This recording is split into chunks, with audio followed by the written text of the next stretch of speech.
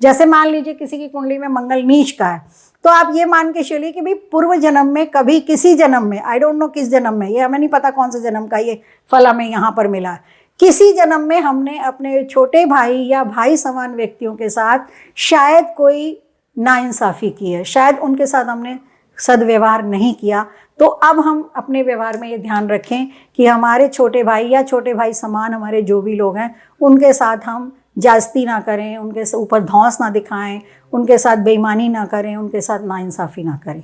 तो ये फिर मंगल आपको कष्ट नहीं देगा। दूसरा मंगल का ये भी है कि भाई ज़्यादा मंगली हो गया, बहुत स्ट्रांग है, तो रक्तदान करिए, बीच बीच में लोगों की मदद करिए, तो इससे भी फ़र्क पड़ता है। कहीं कोई एक्सीडेंट हो रहा है, वहाँ पे आप हेल्प कर दीजिए तो आप बच जाएंगे एक्सीडेंट से। कहीं कोई ब्लड डोनेशन हो रहा है, आप अगर समर्थ हैं तो ब्लड डोनेट कर दीजिए, तो आपका जो ब्लड किसी लड़ाई झगड़े में या किसी गलत तरीके से सड़क पे गिर के या ऐसे क्षय होना था, वो एक अच्छे काम में लग गया, तो आपकी बॉडी से तो वो डिटैच होना था तो वो हो गया, तो फिर आपको उस तरह से भयंकर तकलीफ में नहीं गुजरना पड़ता। ये सब रेमेडीज़ होती हैं जो बीच बीच में आती हैं, तो जहाँ ज़रूरत होती है फिर वहाँ पे हम लोग बीच बीच में इसको डिस्कस कर लेते हैं। अब ये मंगली और बाधक के बाद एक पॉइंट हम और लेना चाहेंगे, वो पॉइंट है नक्षत्रों के आधार पर या तिथियों के आधार पर। तिथि का ले लेते हैं, जैसे तिथियों के बारे में पंचांग की भी बात हुई थी, तो हमने तिथि के बारे में पढ़ा था कि तिथियाँ होती हैं जैसे हमारी, तो 15 तिथियाँ तो हैं ही, प्रथमा से लेकर के द्वितीया, तृतीया, चतुर्थी, पंचमी, है ना। तो उसके बाद में फिर पूर्णिमा आ जाएगी, है ना, लास्ट में यहाँ पर 15वीं तिथि जो होगी वो होगी पूर्णिमा। ये हमने ऐसे तिथियाँ पढ़ी थी ना जब पंचांग पढ़ा था। अब उसके बाद आ जाती है ऐसी 15 तिथियाँ फिर चलेंगी, और फिर 30वीं जो तिथि होगी वो होगी अमावस्या, है ना। तो अब ये जो तिथियाँ होती हैं, तो पहली तिथि को नंदा तिथि कहते हैं, नंदा तिथि इनके नाम हैं according to their results. Nanda, फिर ये भद्रा, फिर जया, फिर ये रिक्ता, और फिर ये पूर्णा। ठीक है, अब ये तो हमने 5 तिथियां बता दी। उसके बाद छठी फिर यहाँ आ जाएगी, 7वीं, 8वीं, 9वीं, 10वीं, फिर यहाँ आ गई 11वीं, 12वीं, 13वीं, 14वीं और पूर्णिमा 15वीं, और यहाँ 30वीं, ये भी इसी में आएगी। ठीक है, तो 5, 10 और 15 ये पूर्णा तिथि होती हैं। आपने देखा होगा कि नॉर्मली कभी कभी जब कोई मुहूर्त नहीं निकाला गया है और ये कहा जाता है कि भाई कोई काम करना है, शुभ काम करना है, तो नॉर्मली ये कह दिया जाता है कि भाई पूर्णिमा पे कर लीजिए, अमावस्या को तो छोड़ दीजिए, लेकिन पूर्णिमा पे आप कर सकते हैं, कोई भी शुभ काम करना है तो कर सकते हैं शुरू, है ना। तो इसी तरह से नंदा तिथि का मतलब है ये आनंद देने वाली तिथियां हैं। ठीक है, तो ये नंदा तिथियां कहलाती हैं। तो कभी कभी जैसे किसी शॉप खोलनी है ना, या कोई आप कभी कभी कोई पूछ लेता है कि भाई हम यात्रा पे जाना चाह रहे हैं, तो अगर कोई नंदा तिथि आ रही है तो पंडित जी कहते हैं चले जाइए, कोई दिक्कत नहीं है, क्योंकि आनंद देने वाली तिथियां हैं ये, प्रथमा हो, षष्ठी हो या एकादशी तिथि। ठीक है, इसी तरह से ये भद्रा तिथियां होती हैं। भद्रा तिथियां थोड़ी सी अशुभ मानी जाती हैं। कई बार ज़्यादातर तो हम लोग देखते हैं कि रक्षाबंधन पर इसकी चर्चा बहुत हो जाती है कि भद्रा लग गई है, पर ये भद्रा हमेशा खराब नहीं होती और सारी भद्राएं खराब नहीं होती। ये ज्योतिषीय कैलकुलेशन होती है कि भद्रा पाताल में है या भद्रा धरती पर है या भद्रा आकाश में है, ये पंडित जी लोग जानते हैं, वो ही बता सकते हैं कि कौन सी भद्रा शुभ है और कौन सी भद्रा शुभ नहीं है। तो जो शुभ भद्राएं होती हैं उनमें भी शुभ काम किए जा सकते हैं, जो अशुभ भद्रा होती है उनमें शुभ काम करने की मनाही रहती है। तो ये द्वितीया तिथि और सप्तमी और 12वीं तिथि पर ज़्यादातर शुभ काम करने के लिए इसलिए पंडित जी लोग मना कर देते हैं, क्योंकि कई बार बड़ा छोटा सा स्लॉट होता है, क्योंकि नक्षत्र भी तो आगे पीछे आते हैं ना, बिल्कुल एकदम उस हिसाब से तो आते नहीं कि रात के 12 बजे से शुरू हो गए या ठीक 4 बजे से शुरू हो गए। इसीलिए हमारी तिथियां 6 भी होती हैं, बढ़ भी जाती हैं। कई बार होता है ना, एक तिथि का 6 हो गया, एक तिथि कम हो गई। नवरात्रि में सबको पता चल जाता है, अरे भाई वो द्वितीया का 6 हो गया है तो एक तिथि कम हो गई है। वैसे तो हम लोग तिथियाँ ज़्यादा देखते नहीं हैं। अच्छा, जया तिथियाँ किस काम आती हैं? जैसे कहीं युद्ध पे जाना है, अब युद्ध पे तो लोग जाते नहीं, मुकदमेबाजी में जाते हैं आजकल लोग बात। तो मुकदमेबाजी में अगर जा रहे हैं तो या डेट लेनी है मुकदमा की, तो फिर तृतीया, अष्टमी या त्रयोदशी को ले सकते हैं, है ना। तो ये तिथियां जो होती हैं वो विजय दिलाने वाली, जया तिथियां यानी विजय दिलाने वाली।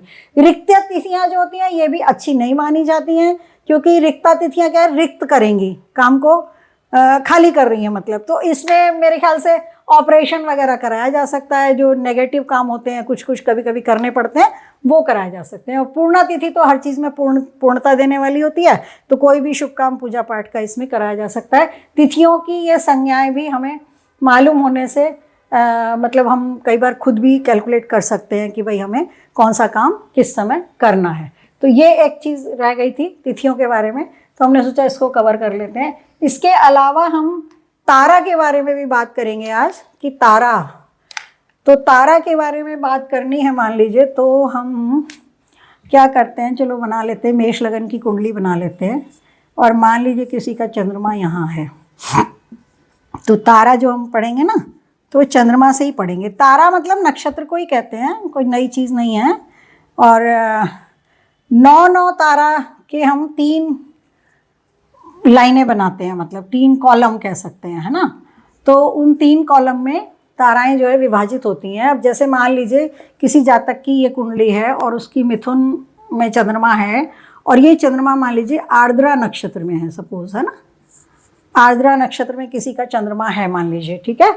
तो अब इसकी जन्म की तारा क्या हुई, इसकी जन्म की तारा कौन सी होगी, आर्द्रा ही आएगी ना। जन्म कैसे जिसमें हुआ, जन्म नक्षत्र जो है हमारा, उससे हमारी जन्म की तारा बनेगी। जन्म का नक्षत्र कौन सा आ रहा है हमारा, आर्द्रा आ रहा है। तो आर्द्रा नक्षत्र किसका है, राहु का है। जन्म नक्षत्र आर्द्रा है मान लीजिए, ठीक है। अब ये आर्द्रा नक्षत्र है, इसका स्वामी कौन है, राहु। तो हमारी जो जन्म की तारा होगी वो आर्द्रा होगी।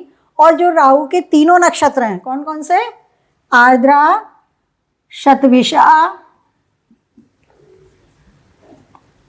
और स्वाति, आर्द्रा, शतभिषा और स्वाति। स्वाति वैसे बीच वाली लाइन में आता है पर कोई बात नहीं। ये तीनों हमारी क्या होंगी, ये हमारी जन्म की तारा हो गई, जन्म तारा, यानी कि जन्म नक्षत्र हमारा आर्द्रा है जिसका स्वामी राहु है, ठीक है। तो ये चूंकि 9 के कॉलम बनेंगे ना, तो ये जो बाकी के जो 2 ये नक्षत्र हैं स्वाति, शतभिषा, ये भी हमारी जन्म की तारा के अंदर ही काउंट होंगे। अब इसको थोड़ा सा और समझते हैं। सपोज मान लीजिए किसी जातक का जन्म यहाँ पर हुआ है, यहाँ उसका चंद्रमा सपोज है, और ये चंद्रमा मान लीजिए हस्त नक्षत्र में है, ठीक है। तो अब हमारी जन्म की तारा क्या हो गई, जन्म की तारा हो गई हमारी हस्त, ठीक। अब हस्त किसका नक्षत्र है, चंद्रमा का। इसके अलावा चंद्रमा के और कौन कौन से नक्षत्र हैं, रोहिणी और श्रवण, ठीक है।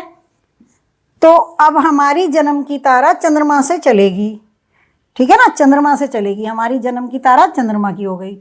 इस जातक की जिसका आर्द्रा में था, उसकी जन्म की तारा आर्द्रा की हो गई, ठीक है। या फिर हम कहें कि राहु की हो गई। जन्म की तारा किसमें है, राहु में है। हमारे यहाँ पे जन्म की तारा चंद्रमा में है क्योंकि नक्षत्र हमारा हस्त बना हुआ है, ठीक है। अब मान लीजिए किसी जातक का जन्म यहाँ पर हुआ है, इसका चंद्रमा यहाँ है मान लीजिए, और वो स्वाति नक्षत्र में है सपोज, ठीक है। तो अब इस जातक की क्या होगा, स्वाति नक्षत्र किसका है, स्वाति फिर वही राहु का नक्षत्र है, इसकी जन्म की तारा भी राहु की उसमें आ गई, राहु में आ गई, ठीक है। अब मान लीजिए किसी का रेवती नक्षत्र का जन्म है, रेवती नक्षत्र का जन्म है, मान लीजिए मीन राशि है, तो रेवती का स्वामी कौन है, बुध। तो जन्म की तारा क्या हो गई, बुध की हो गई। अब इसको कैसे कैलकुलेट करें और कैसे इसको समझें कि ये क्या है और इसका क्या उपयोग है। तो ये जो ताराएं होती हैं, 9 ताराएं, मतलब 9 जो नक्षत्रों के 9 नक्षत्रों के जो कॉलम है ना, इनकी भी संज्ञा है। संज्ञा क्या है, जन्म की तारा को कहते हैं जन्म की तारा, जन्म तारा, ठीक है। और दूसरे नंबर की जो तारा आती है उसको कहते हैं संपत। फिर तीसरी तारा विपत, जन्म, संपत, विपत, ये क्षेम। फिर ये 5वीं तारा प्रतियरी,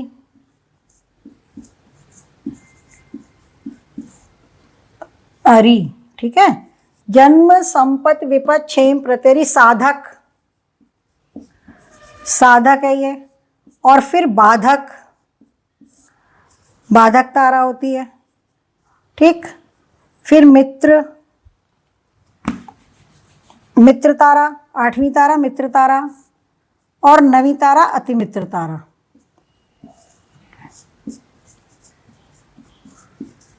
अब देखिए कितनी कैलकुलेशन की हुई है ऋषि मुनियों ने। ये बहुत ही सुंदर इसमें एक्सप्लेनेशन देखने को मिलता है। अब देखिए, जिसकी जन्म तारा मान लीजिए सपोज चंद्रमा की है, जो कि हमने यहाँ पर केस देखा था कि हस्त नक्षत्र का या रोहिणी या श्रवण का जन्म हो तो जन्म तारा हो गई चंद्रमा की, ठीक है। चंद्रमा के किसी भी नक्षत्र में जन्म होगा तो जन्म की तारा हो गई चंद्रमा की। तो चंद्र के बाद अब हम क्या लिखेंगे यहाँ पर, जो महादशा का सीक्वेंस है वो लिखेंगे। चंद्र, मंगल, राहु, गुरु, शनि, बुध, केतु और शुक्र, ठीक है। अब उस जातक की जन्म के समय उसको चंद्रमा की महादशा मिली, फिर उसके बाद मंगल की मिलेगी, तो मंगल में हो सकता है उसको उसके परिवार को थोड़ा बहुत धन वगैरह मिल जाए, है ना। लेकिन फिर जब राहु की महादशा आएगी तो विपत्त तारा है, ये बहुत कष्ट देगी, और आएगी कितने साल की, 18 साल की, ये भी ध्यान रखिए, ठीक है। फिर उसके बाद आएगी गुरु की महादशा। गुरु की महादशा क्या होगी, राहु के बाद गुरु है ना, तो गुरु की महादशा ये क्षेम है। क्षेम माने कुशल क्षेम, कुशल क्षेम माने सब कुछ ठीक ठाक। फिर प्रत्यरी, राहु गुरु के बाद शनि, ये उल्टा पुल्टा लिखाया गया, शनि है। अब शनि की महादशा अरि की है। अरि माने दुश्मन, तो दुश्मन खड़े भी हो सकते हैं, दुश्मन हो भी सकते हैं, दुश्मनाई भी हो सकती है, मुकदमेबाजी हो सकती है, कुछ भी, है ना। अभी उसके बाद ये लाइन से लिखना चाहिए, साधक के शनि के बाद बुध की आएगी, वो काम को फिर से साधेगी थोड़ा थोड़ा। फिर ये आ जाएगी बुध के बाद केतु की, ये फिर से बाधक दशा है, विघ्न बाधाएं देगी उन्नति में। और फिर ये शुक्र, और यहाँ पे आ गया सूर्य। तब सूर्य तो अतिमित्र की तारा है वैसे देखा जाए तो, है ना, है। तो ये इस तरीके से है। तो अब जैसे किसी की जातक का जन्म रेवती नक्षत्र में हुआ तो उसकी जन्म, संपत्ति, विपत्ति, क्षेम, प्रत्यरी, साधक, बाधक, मित्र, अतिमित्र ऐसे हो जाएगा। अब जिस जातक का जन्म आद्रा नक्षत्र में हुआ था तो उसकी जन्म की तारा क्या हुई, ये हुई। तो जन्म, संपत्ति, विपत्ति, क्षेम, प्रत्यरी, साधक, बाधक, मित्र, अतिमित्र ऐसे हो जाएगा। तो इसमें क्या होता है कि जैसे हमारा किसी भी जातक का जन्म हुआ तो उसका जन्म नक्षत्र इसीलिए देखा जाता है कि इसको पहली तारा कौन सी मिली, कौन से पहले नक्षत्र की दशा, अकॉर्डिंग टू दी नक्षत्र किस ग्रह की दशा मिली, है ना। तो पहली दशा ओके, पहली दशा कैसी होती है, जन्म की तारा ओके, भाई जन्म लिया संसार में आए अभी तो, है ना, ओके। दूसरी तारा पॉजिटिव, तीसरी नेगेटिव, चौथी पॉजिटिव, पांचवी नेगेटिव, छठी पॉजिटिव, सातवीं नेगेटिव, आठवीं ओके, नवीं ओके, ठीक है। तो कहने का मतलब ये है कि तीसरी से इरेज कर दें, यहीं लिख देते हैं, ऊपर तो शायद नज़र नहीं आएगा। तो थर्ड तारा नेगेटिव, थर्ड तारा नेगेटिव, फिफ्थ तारा नेगेटिव और सातवीं तारा नेगेटिव, ये नेगेटिव ताराएं हैं। यानी किसी जातक की दशा का क्रम भी हमको देखना चाहिए कि कौन से दशा क्रम में ये गुजर रहा है। कहने का मतलब ये हुआ कि जो चंद्रमा से चला, चंद्र में पैदा हुआ, छोटा था, फिर मंगल की आई तो मंगल में ओके ओके हो गया, राहु की दशा उसको कष्टकारी जाएगी, ठीक है। फिर गुरु की आएगी तो सब कुछ ठीक होने लगेगा, फिर शनि की आएगी, फिर ये शत्रुता निभाएगी जातक के साथ। उसके बाद फिर काम बनाने वाली बुध की दशा आ जाएगी, फिर यहाँ पर 7 साल के लिए बाधक दशा आएगी जो कि फिर से विघ्न बाधाएं देगी, व्यापार में भी दे सकती है, स्वास्थ्य में भी दे सकती है। फिर ये 2 ताराएं पॉजिटिव आएंगी, ठीक है। तो कहने का मतलब ये हुआ कि इसको नवतारा पद्धति भी कहते हैं, वैसे पाराशर से ही निकली है, पाराशर में भी इसके सिद्धांत हैं। अभी 9 ताराएं हमने बांटी है ना, फिर से वापस वहीं चली जाएगी, जैसे हमने बताया था ना कि भाई चंद्रमा की में है तो चंद्रमा के तीनों जन्म की तारा हो जाएंगी, तीनों नक्षत्र। इसी तरह से जिसका स्वाति का नक्षत्र का जन्म है या जिसका आद्र नक्षत्र का जन्म है तो उनकी राहु के तीनों नक्षत्र उसके जन्म के हो जाएंगे, ठीक है। लेकिन चंद्रमा वालों के लिए राहु के विपद होंगे। तो ये दशाक्रम से भी हम कैलकुलेट करते हैं कि ये जो दशाक्रम हमको मिला है इसमें अगर हमारी तीसरी, पांचवीं या सातवें नक्षत्र की तारा चल रही है, दशा चल रही है, पांचवें, सातवें या तीसरे तारा की दशा चल रही है, देखा ना, तीसरा विपद है, पांचवा प्रत्यरी है और सातवां बाधक है। तो ये 3 जो ताराएं होती हैं, यानी कि थर्ड दशा सब पंचम दशा और सप्तम दशा ये कष्टकारी होती हैं, ठीक है। अब अगर ये अच्छे प्लेनेट की आ गई, योगकारी की आ गई, कारक की आ गई तो कम कष्ट देंगी, कम तकलीफ देंगी।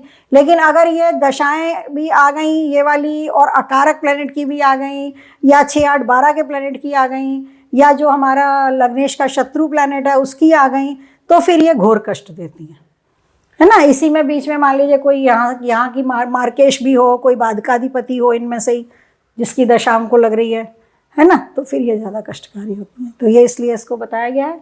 तो आज इतना ही करते हैं, और आज के लिए इतना ही। अगर ये कंटेंट आपको समझ में आता है, अच्छा लगता है, तो फिर से लाइक करिए, शेयर करिए, फ्रेंड्स के साथ शेयर करिए, सब्सक्राइब जरूर करिए, मत भूलिए। और जुड़े रहिए अक्षर ज्योतिष के साथ। नए नए विषयों को हम देख रहे हैं, ले रहे हैं, समझने की कोशिश कर रहे हैं। अगर आपको कुछ समझ में नहीं आता तो कमेंट में डालिए, कोशिश करेंगे आपके सवाल का जवाब देने की। आज के लिए इतना ही। जय हिंद, जय भारत।